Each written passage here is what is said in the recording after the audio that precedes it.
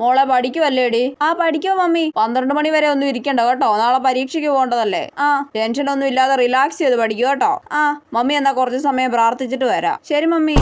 ദൈവമേ, എന്റെ കൊച്ചു നാളെ +2 പരീക്ഷ എഴുതാൻ പോവാണേ. അവൾക്ക് ഇഷ്ടമല്ലാത്ത വിഷയമായ സയൻസ് അവളെ കൊണ്ട് ഞങ്ങൾ നിർബന്ധിച്ചെടുപ്പിച്ചതാണ്. കോഴ്സ് എടുത്ത് കഴിഞ്ഞപ്പോഴാണ് ഞങ്ങൾ അറിഞ്ഞത് ഇവളൊരു മണ്ടിക്കൊച്ചാണെന്ന്. അതുകൊണ്ട് ഇപ്പൊ എന്റെ കൊച്ചു പരീക്ഷയുടെ തലേന്ന് പഠിക്കാൻ പാടുപെടുവാണേ. അവൾക്ക് നല്ലോണം പഠിക്കാനും അവൾ പഠിക്കുന്നതൊക്കെ പരീക്ഷയ്ക്ക് എഴുതാനും സാധിക്കണമേ. അവളൊരു മണ്ടിക്കൊച്ചായതുകൊണ്ട് പഠിച്ചൊന്നും പരീക്ഷയ്ക്ക് എഴുതാൻ ഒരു സാധ്യതയുമില്ല. ക്വസ്റ്റ്യൻ വായിച്ചാൽ പോലും മനസ്സിലാവാത്ത ഒരു കൊച്ചാണ് അവള്. അതുകൊണ്ട് അവളെ പരീക്ഷയ്ക്ക് സഹായിക്കാൻ കൂടെ നല്ല പഠിക്കുന്ന ഏതെങ്കിലും കൊച്ചുങ്ങളെ ഇരുത്തണേ. ഇനി അഥവാ അങ്ങനെ ആരും ഇല്ലെങ്കിൽ അവൾക്ക് ആൻസർ ഒക്കെ പറഞ്ഞു കൊടുത്ത് സഹായിക്കാൻ പറ്റിയ ടീച്ചർ ആയിരിക്കണേ അവളുടെ പരീക്ഷാ ഹാളിൽ ഉണ്ടാവേണ്ടത്. അതും പറ്റത്തില്ലെങ്കിൽ സിലബസിന് പുറത്തുനിന്നുള്ള ചോദ്യങ്ങൾ വന്ന് അവളെ ജയിപ്പിക്കണേ. അവൾക്ക് +1 തീരെ മാർക്കില്ലായിരുന്നു. ഇംപ്രൂവ്മെന്റ് എക്സാം എഴുതിയിട്ടും ആ മണ്ടിക്ക് തീരെ മാർക്കില്ലായിരുന്നു. അതുകൊണ്ട് അവളെ +2 തോൽപ്പിക്കാതെ എങ്ങനെയെങ്കിലും ജയിപ്പിച്ച് വിടണേ.